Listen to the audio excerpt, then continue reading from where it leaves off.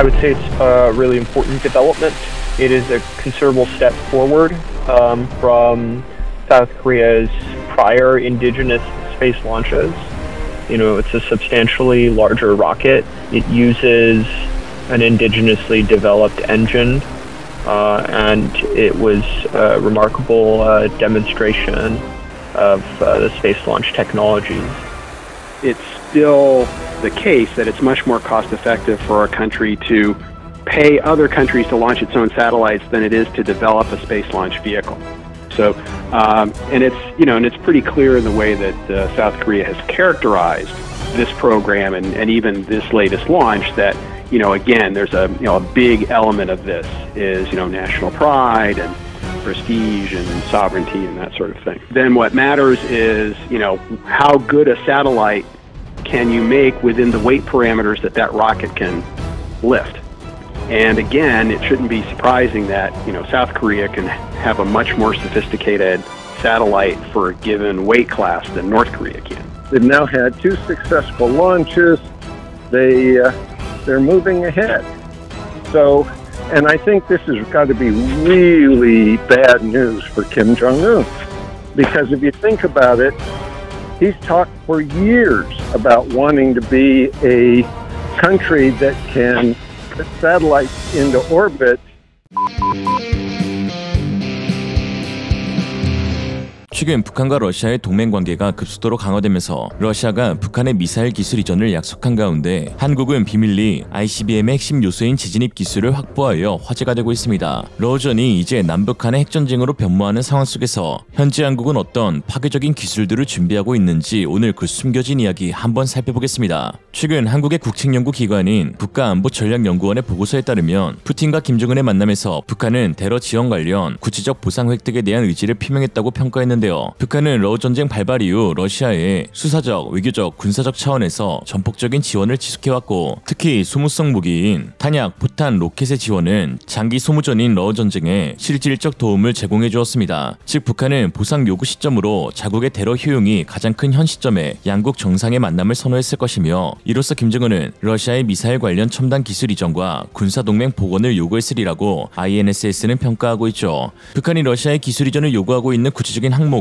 ICBM의 재진입 기술과 로켓 엔진 기술로 보여집니다. 아직까지 북한은 재진입 기술을 확보하지 못했고 또 최근 정찰 위성 발사 실패를 통해 드러났듯 자체 개발한 백두산 엔진의 기술력이 고도에 오르지 못했기 때문입니다. 그러나 이번 북러의 새로운 군사동맹 협정을 통해 북한이 만약 ICBM 재진입 기술을 획득하고 자체 로켓 엔진 기술을 확보할 경우 이는 한국과 미국에 심각한 위협이 될 수가 있는데요. 특히 북한은 이미 핵탄두를 보유하고 있기에 운반체인 ICBM 관련 기술을 러시아 측에 이전받게 된다면 사실상 핵 보유국으로 인정받을 수 있게 되는 것이죠. 이에 남북한의 군사 대립에서는 누가 더 먼저 ICBM 관련 기술력을 확보하느냐가 최우선시되고 있는데요. 지난 2021년 42년간 지속되어온 한미 미사일 지침이 완전히 종료되면서 사거리 1만 킬로미터 이상의 대륙간 탄도미사일 개발이 가능해진 한국은 이제서야 본격적으로 개발을 추진하고 있는 것처럼 보이지만 사실 아이러니하게도 현재 ICBM 관련 기술에서 한국은 북한보다 더 높은 기술력을 확보하고 있다는 평가입니다. 그 대표적인 예가 바로 누리호인데요. 한국은 지난 2022년 6월 자체 기술로 개발한 위성 발사체 누리호의 발사에 성공하며 세계 7번째 실용급 위성을 자력으로 발사할 수 있는 나라가 되었고 현재 2024년 세 차례의 성공을 거듭하였습니다. 그리고 이 누리호의 핵심 기반 기술들은 ICBM과 사실상 동일하다고 봐도 무방한데요.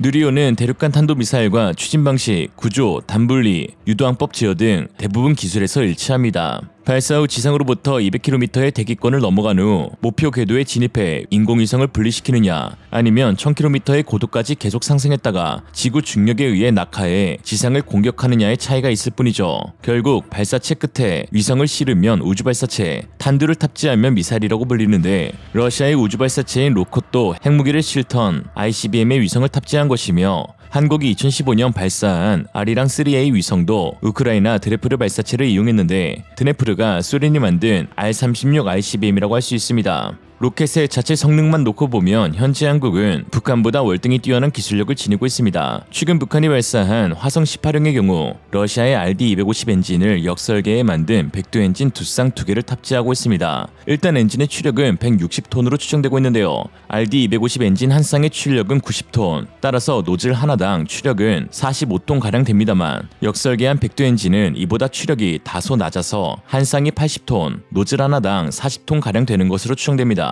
반면 누리호 1단 엔진의 추력은 무려 300톤으로 북한 화성 18형의 거의 2배에 달합니다. 누리호 엔진은 75톤 추력 엔진 4개를 묶은 것으로 75톤 엔진 하나로 구성된 2단 엔진과 7톤 엔진 하나인 3단과 합쳐져 1.5톤 무게의 실용 위성을 궤도에 올릴 수 있도록 설계되었는데요. 특히나 최근 북한은 연이어 정찰 위성 발사에 실패하고 있는데 이 역시 엔진의 낮은 성능 때문인 것으로 드러나고 있습니다. 지난 5월 28일 북한은 호기롭게 군사정찰 위성을 발사했지만 결국 실패했는데 발사한 시간 30분 만에 신형 로켓이 1단 비행 중 공중에서 폭발했고 일본과 한국의 감시 장비로 이를 확인할 수 있었습니다.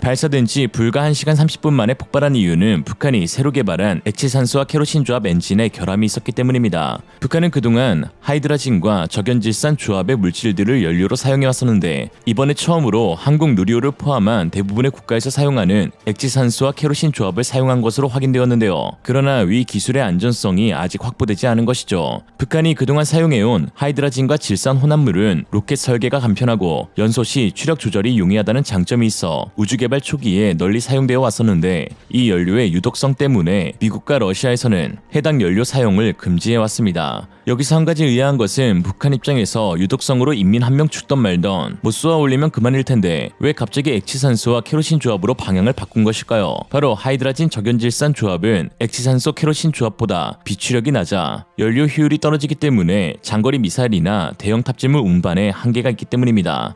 북한이 목표로 하는 1톤 이상의 정찰 위성 발사를 위해서는 현재 역설계한 RD-250 백두 엔진 추력으로는 불가능하다는 판단을 내렸고 이에 연료 방식을 보다 강력한 추력을 낼 수 있는 액체산소 케로신으로 바꾸려 했던 것이죠. 그러나 액체산소는 극저온의 상태에서 저장해야 하므로 매우 높은 기술력을 요구하는데 북한은 이번 실패로 그 기술에 도달하지 못한 것이 증명되었으며 급히 푸틴의 방북을 추진하면서 백두 엔진의 완성을 위한 기술 이전을 받고 싶어하는 것입니다. 이렇게 말씀드리면 액체산소 케로신도 결국은 액체연료 발사체인데 이는 군사적 용도로 사용하기에는 고체연료보다 효율성이 떨어지지 않냐라고 하실 수 있는데요. 맞는 말씀입니다. 그러나 한국은 이미 세 차례의 고체연료 발사체로 사 위성까지 탑재한 채 발사하여 성공했습니다. 군사 전문가들은 이를 두고 사거리 3,000에서 5,500km의 중거리 탄도 미사일급이라고 평가하기도 했죠. 이처럼 로켓 성능 자체에서는 한국이 북한보다 더 우수하다는 평가를 받지만 사실 한국이나 북한이나 ICBM의 개발이 끝났다고 할 수 없는데 바로 대기권 재진입 기술을 확보하지 못했기 때문입니다. 위성 발사체는 목표 고도에 위성을 올려두면 임무를 마치지만 ICBM은 목표물 타격을 위해 다시 지상으로 내려와야 하는데요. 낙하하는 ICBM의 비행체와 탄두는 대기와의 마찰에서 발생하는 엄청난 열과 공기 저항을 이겨내고 목표 지점으로 정확하게 향해야 하는데 이를 위해서는 유도, 항법, 제어 시스템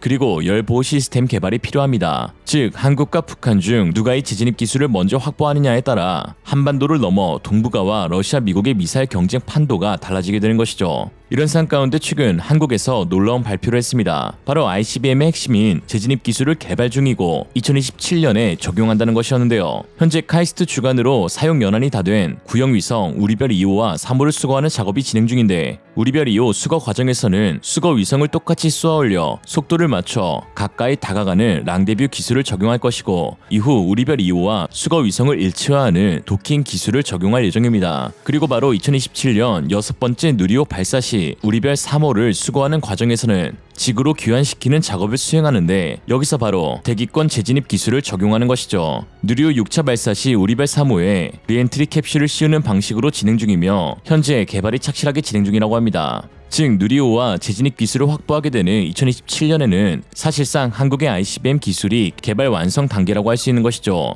다만 한국은 늘 그렇듯 군사적 이유가 아닌 샘플을 귀환시키기 위한 과학적인 목적이라고 말하고 있긴 합니다. 누군가 그랬는데요. 한국이 기술 개발 목표를 세웠다면 그건 이미 개발 중이라는 것이고, 기술을 개발 중이라고 말한다면 이미 개발이 끝난 것이며, 개발이 끝났다고 선언한다면 이미 다음 성능 계량 기술 절반 이상 확보된 것이라고요. 참고로 한국의 핵 개발은 중화학공업 시대로 전환한 1973년부터 시작되었습니다. 그러니 아직도 한국이 ICBM에 핵탄두를 탑재할 기술이 없다고 생각한다면 그건 병신가 머저리. 오늘의 한 줄평. 그래서 저희들은 조금 다소 좀 파괴적인 어떤 그런 기술의 개발, 그런 데도 좀 많은 관심도 가지고 있고요. 우주를 향하는 기술이 아닌 지구를 향하는 기술을 연구합니다. 지속가능한 내일, 한화. 이생으로 리얼리즘이었습니다. 여러분의 생각은 어떠신가요? 현명하고 지혜로운 여러분의 의견을 지금 댓글에 남겨주세요. 감사합니다.